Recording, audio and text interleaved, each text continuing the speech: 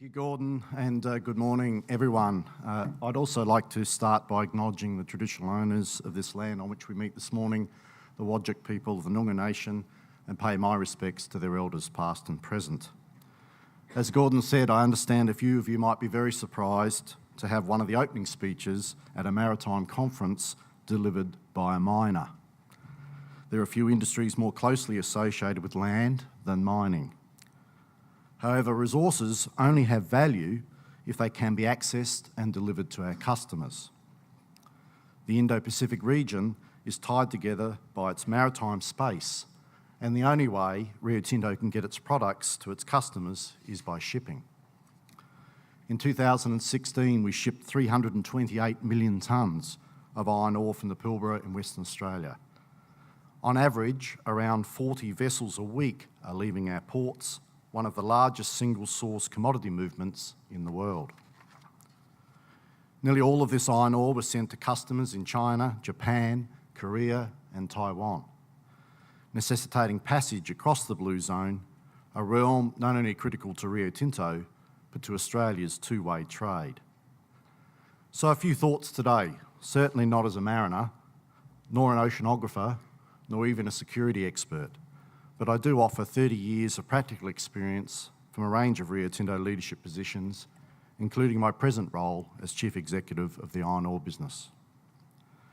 The value in my business is derived from providing customers with the right product at the right quality at the right time, which means that passage in and protection of the Blue Zone is fundamentally important. Let me begin with a little context. Our world-class iron ore business has come about through hard work, creative thinking and a massive investment. It's cost us $40 billion to build our iron ore export machine, an integrated and flexible set of 16 mines, 1,800 kilometres of rail and 4 independent ports, all running with real-time programming, technical support and decision-making capability from our operations centre located 1,500 kilometres away here in Perth. It is a system designed to seamlessly deliver a range of iron ore products to around 100 customers globally. Last year, we celebrated our 50th year of exports from the Pilbara, and earlier this year, we shipped our 5 billionth tonne of iron ore. And just last month, we launched a purpose to help guide our business into the next 50 years. This purpose reflects both our rich history as well as our continuing role in creating modern society. As pioneers in mining and metals, we produce materials essential to human progress. With millions of people transitioning from rural to urban lifestyles and the biggest mass migration in human history, the steel that is made from our iron ore continues to provide the building blocks of a new world. The growth and development of Japan, Korea, Taiwan, and more recently, China. An interesting couple of examples in this slide. The last time I was in Korea, I was reminded that about 30% of the steel in every Hyundai car comes from Rio Tinto's iron ore. And similarly in Taiwan, 50% of the steel in the remarkable building of China Steel Corporation's Kaohsiung headquarters comes from our mines in the Pilbara. The business has contributed similarly in the development of Australia and Western Australia. When you consider that a little over 50 years ago, there was no iron ore industry in the Pilbara, the development of our business over the past 5 decades epitomises pioneering progress.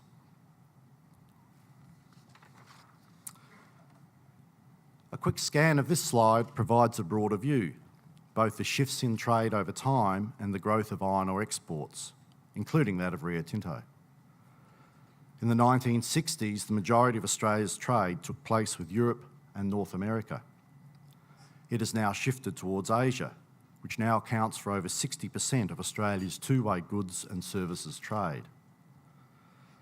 There has also been a marked shift in the nature of the exports, from a dominance of rural commodities to a dominant minerals and fuel sector. Along with the rest of the iron ore industry, the iron ore business has flourished considerably. In the last decade alone, we have doubled the amount of product we ship, But irrespective of the commodity, there is one constant. Trade remains a critical contributor to Australia's economic prosperity. And in this context, the sea is a highway of ever-increasing activity, none more so than in the Indo-Pacific maritime domain. The blue zone is not trouble-free. Its fragility has a broad front, but it is vitally important and care is essential. Let me touch on some of those considerations as we plan for the future of our business.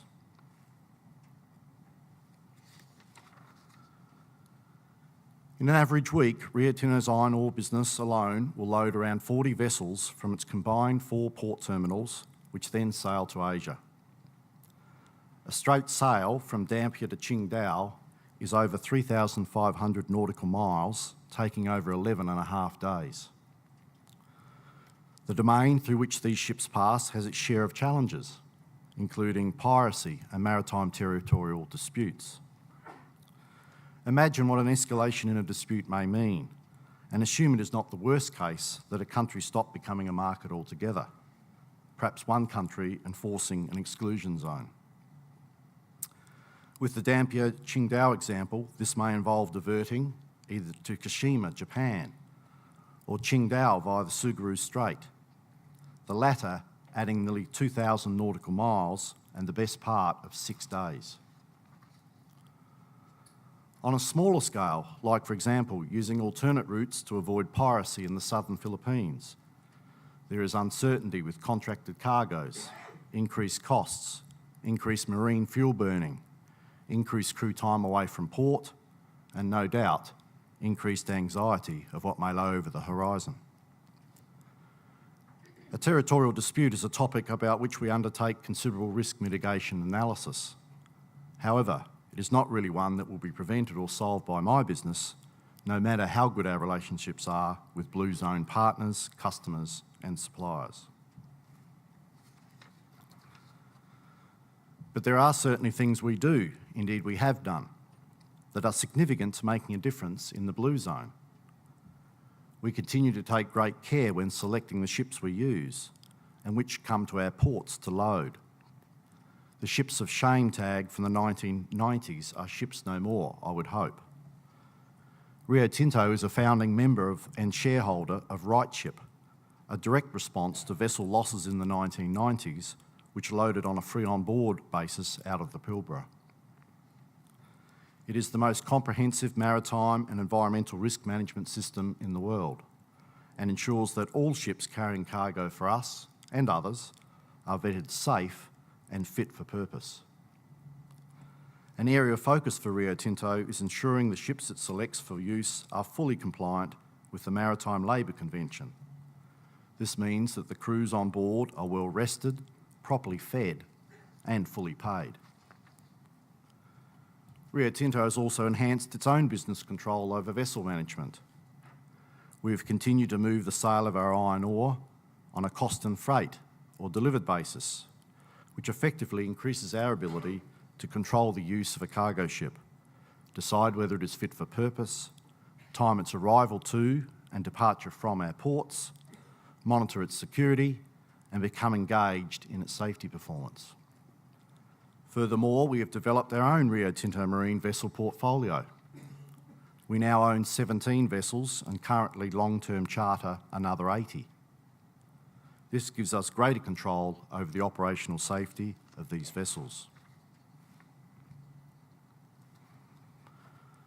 Another safety threat in the supply chain is product stewardship, perhaps none more so than with the proper management of transportable moisture limits, where the moisture levels in cargoes can pose a threat to vessel stability. It's surprising to think that 175,000 tonnes of bulk cargo may have the propensity to act like a liquid. But that is what can happen if loading moisture levels are not properly checked. This can lead to vessel instability, or in the worst case, cause a vessel to capsize. Rio Tinto and others, in close collaboration with the International Maritime Organisation and Australian Maritime Safety Authority, have spent 3 years establishing certainty around which of their products required monitoring for moisture. our oars were tested to determine if in fact they could or did liquefy in transit at various moisture content levels. They can't and they don't. But we are now also very clear on the associated safety parameters.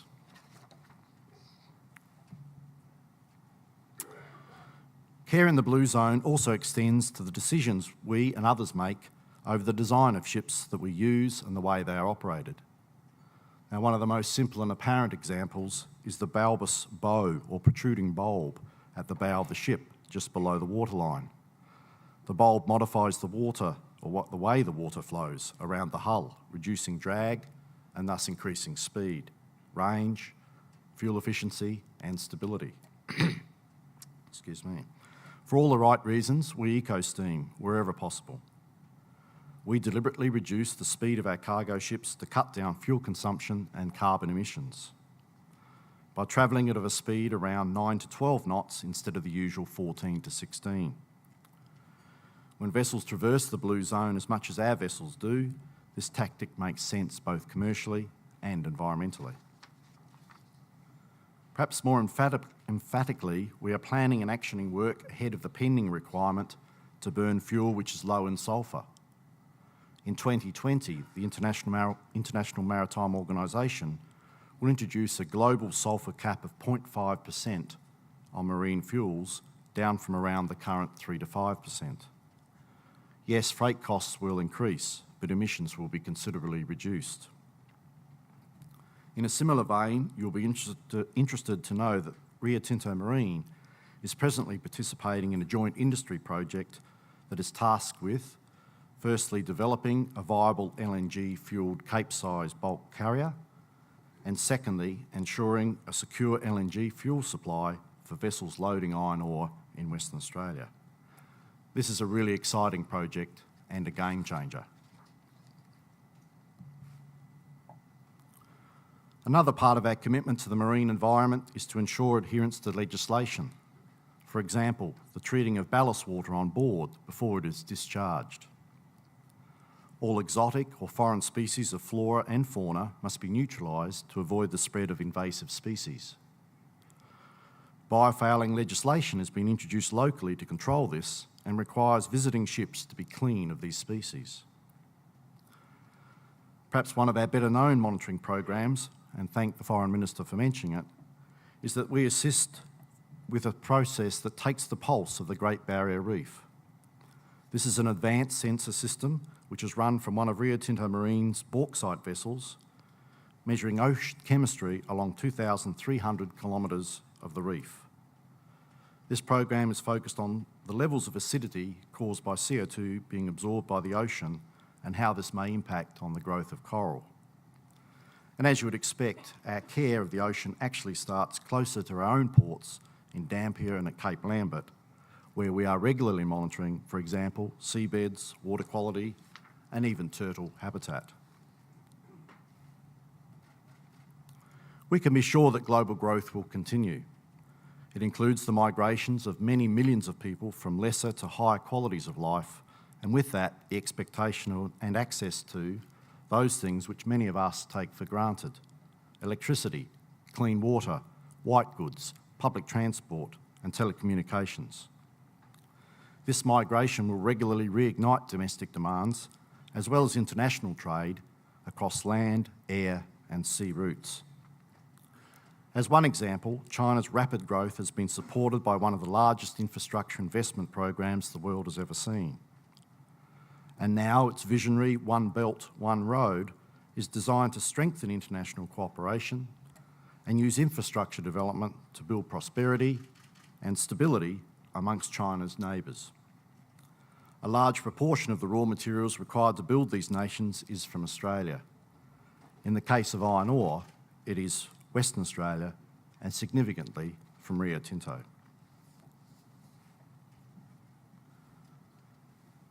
Western Australia will continue to intersect with Asia. The state is proximate and is endowed with natural resources. Importantly, it also continues to be a relatively unencumbered political and governmental jurisdiction. This has, through successive cycles, been supportive of our own world-class business and the resources sector more broadly. And as you'd expect, I'm a great advocate for this to continue. In the lifetime of the iron ore business, we have seen the positives of trade and open borders. The world is a better place, be it Japan 50 years ago, China 30 years ago. It has built greater integration, understanding, and shared and mutual respect. Trade remains a critical contributor to Australia's economic prosperity and the Indo-Pacific maritime domain critical to trade activity. And in this respect, the Blue Zone is of fundamental significance. It is a highway of wealth that is both shared across nations and must be protected across generations. We do what we can to operate and succeed in a fiercely competitive global business. But we know that this must not be at the expense of what may be an increasingly fragile Blue Zone, whether for concerns over security, exploitation of new resources, or the environment. Thank you all for your time today.